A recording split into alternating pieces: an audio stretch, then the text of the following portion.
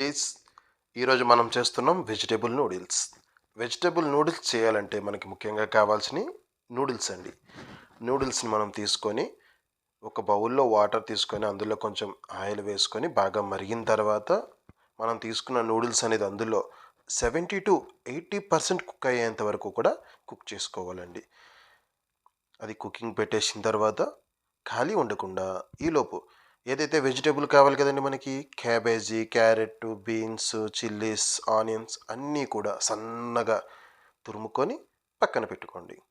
ఇవన్నీ పక్కన పెట్టుకున్న తర్వాత ఒక్కసారి మళ్ళీ మర్చిపోతే నూడిల్స్ ఎక్కువ బాయిల్ అయిపోతుంది కదా, నూడిల్స్ ఒకసారి చెక్ చేసుకొని వాటిని స్ట్రెయిన్ చేసుకొని పక్కన పెట్టుకోండి. ఇప్పుడు మనం ఒక కళాయి తీసుకొని అందులో ఆయిల్ వేసుకొని మనం ముందుగా తురుము పెట్టుకున్న ఆనియన్స్ వేసి కొంచెం ఫ్రై చేసుకోవాలండి.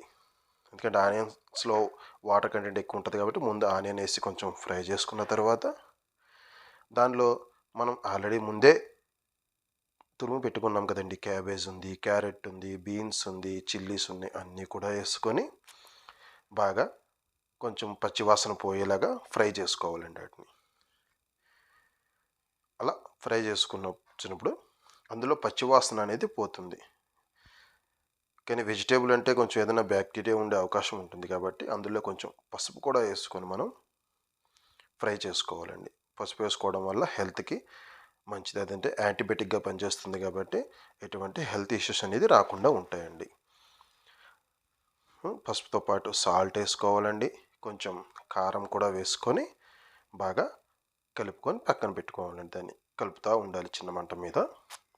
ఎట్టి పరిస్థితుల్లో టేస్టింగ్ సాల్ట్ అనేది వాడకండి, ఎందుకంటే టేస్టింగ్ సాల్ట్ వాడడం వల్ల అనేక రకాలైన హెల్త్ ఇష్యూస్ వస్తున్నాయండి.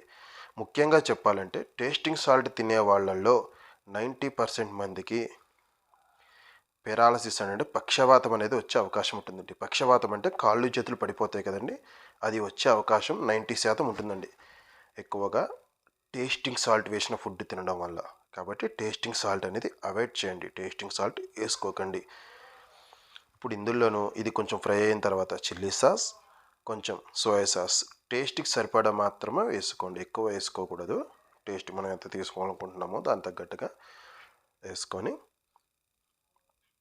బాగా దాన్ని కలుపుకోవాలండి.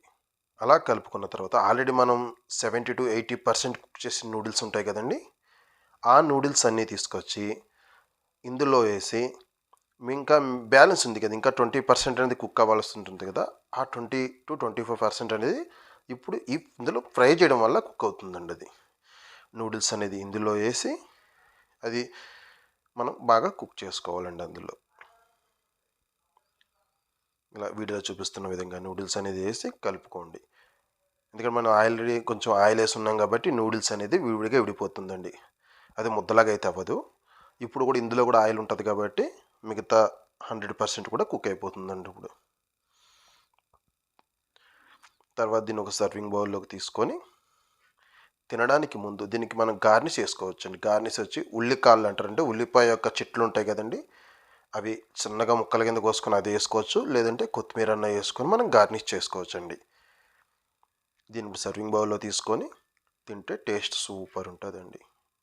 నా వీడియో కనుక మీకు నచ్చినట్టయితే నా ఛానల్ని సబ్స్క్రైబ్ చేసుకోండి, లైక్ చేయండి, షేర్ చేయండి. మీరు లైక్ చేయడం వల్ల ఇంకొక ముగ్గురికి ఈ వీడియో షేర్ అవుతుందండి.